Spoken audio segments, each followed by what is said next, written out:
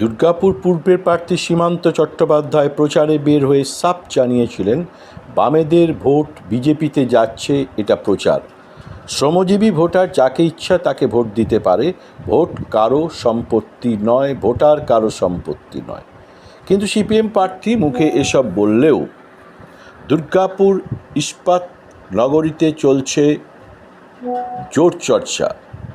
এবারেও অন্ধ মমতা বিরোধিতায় সম্বল, আর বিজেপির দিকেই যাচ্ছে সিপিএমের ভোট, রুখতে ব্যর্থ সিপিএম নেতৃত্ব। দুর্গাপুর ইস্পাত নগরীতে ভোটারের মধ্যে বস্তি ভোট, কিন্তু বাম আমলের মতো এখনও এই আসনের ফলাফলের অন্যতম নিয়ন্ত্রক। দুর্গাপুর পূর্বে রয়েছে 16টি ওয়ার্ড, যার মধ্যে 10টি ইস্পাত নগরীতে আর বাকি 6টি অন্যান্য শিল্প অঞ্চলে।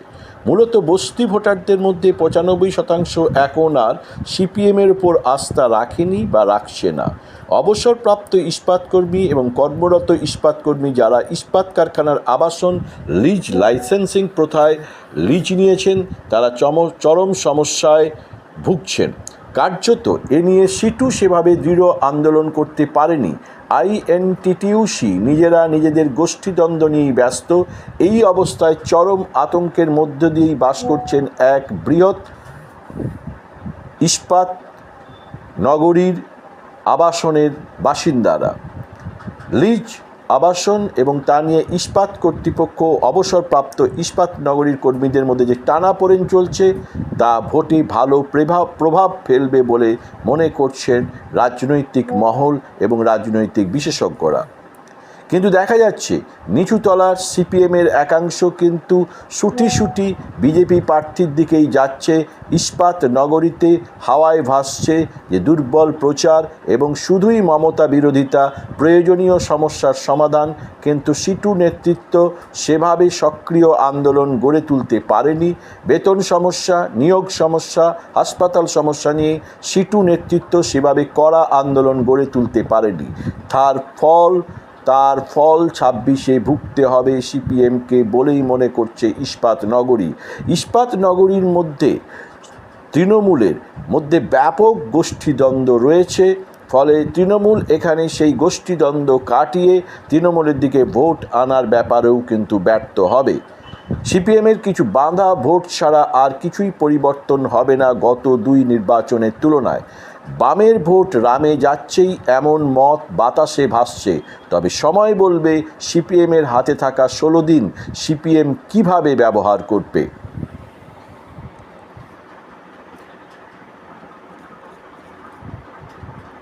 ইস্পাত নগর, কিন্তু সেখানে দেখা যাচ্ছে বিজেপির ভোট বেশি, মানে বামেদের ভোট বিজেপিতে চলে যাচ্ছে।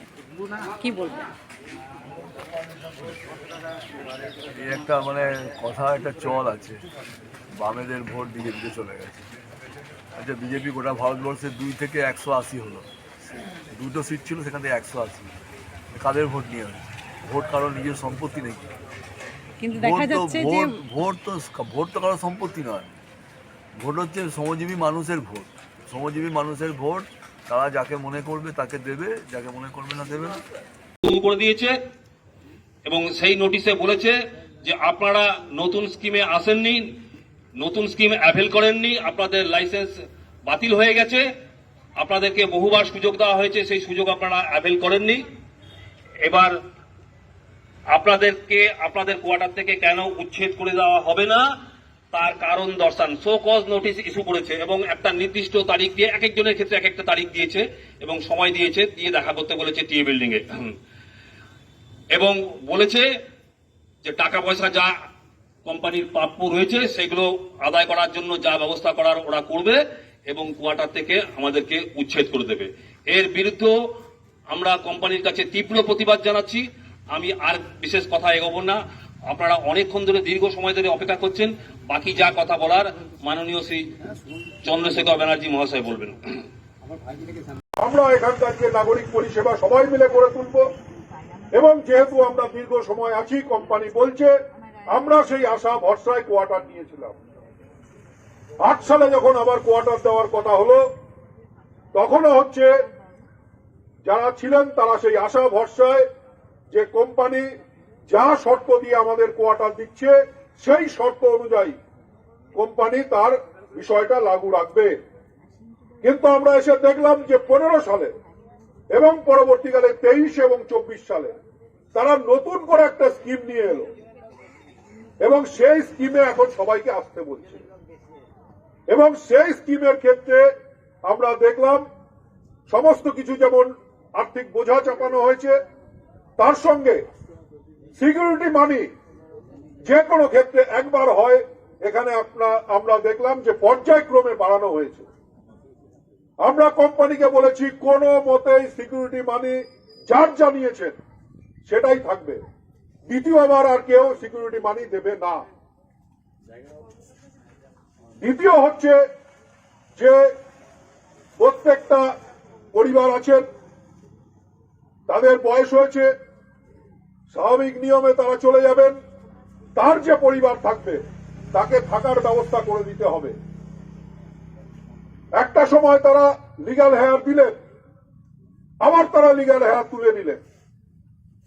আমরা বলেছি যদি কোনো অসুবিধা থাকে আপনি কোর্টে পয়সা নিন এবং এই যারা আছে তাদেরকে থাকার ব্যবস্থা করুন, আপনার কোয়ার্টারের কোনো সমস্যা হবে না।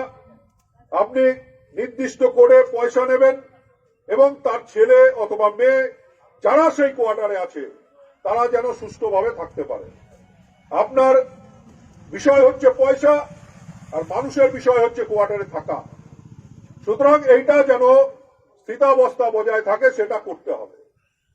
আপনি যে শর্তে আমাকে দিয়েছিলেন, 8 সালে যে শর্তে দিয়েছিলেন সেই শর্ত আপনাকে বজায় রাখতে হবে। সুভাষদা বলার সময় বলেছে যে বছরে 10% হারে বৃদ্ধি ঘটবে, আর আমরা দেখলাম সমস্ত কিছু চুরমার করে দিয়ে নতুন করে তারা আবার লাইসেন্সের ব্যবস্থা করেছে। আমাদের বহুবার আমরা যে কবার গেছিলাম তাদের কাছে আমাদের তারা আহ্বান করেছেন যে নতুন স্কিমে আসার জন্য। আমরাও তাদের পাল্টা বলেছি নতুন স্কিমে আসা যাবে না, যে শর্তে আপনি দিয়েছিলেন সেই শর্ত আপনাকে বজায় রাখতে হবে। আর নতুন স্কিম যদি করতে হয় তাহলে আলাপ আলোচনার মধ্য দিয়ে ওই দুবার করে সিকিউরিটি মানি আদার্স যে বিষয়গুলো আছে সেগুলো আলাপ আলোচনার মধ্য দিয়ে করতে হবে। আমরা এখানে এই যে আমাদের সাথেও রয়েছেন ক্যাটাগরি 3 আর 4, তাদেরও কিছু সমস্যা আছে। আমরা জানি কোম্পানির পক্ষে ক্যাটাগরি 3 আর 4 দেওয়া সম্ভব নয়, কিন্তু কোয়ার্টার হচ্ছে এমনি পড়ে রয়েছে, ভেঙে যাচ্ছে।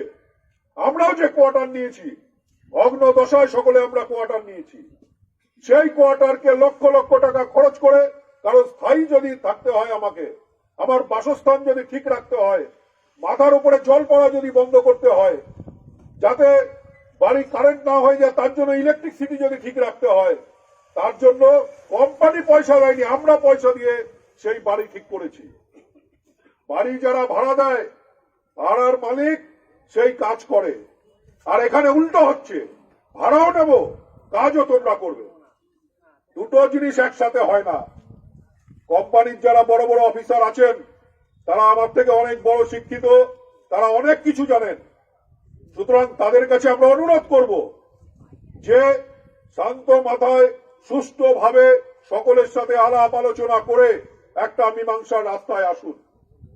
আমরা জানি প্ল্যান্টের অভ্যন্তরে বিভিন্ন ইউনিয়ন আছেন, তাদেরকে নিয়েও আপনাদের চলতে হয়, কারোর সাথে আমাদের কোনো বিরোধ নেই। সুতরাং তাদের সাথেও আলোচনা করুন, বাইরের যত ইউনিয়ন আছে তাদের সাথে আলোচনা করুন, আলোচনা করে একটা সুষ্ঠু মীমাংসার রাস্তা বার করুন। যদি সুষ্ঠু মীমাংসার পথে না যান তাহলে এই রকম চলতেই থাকবে।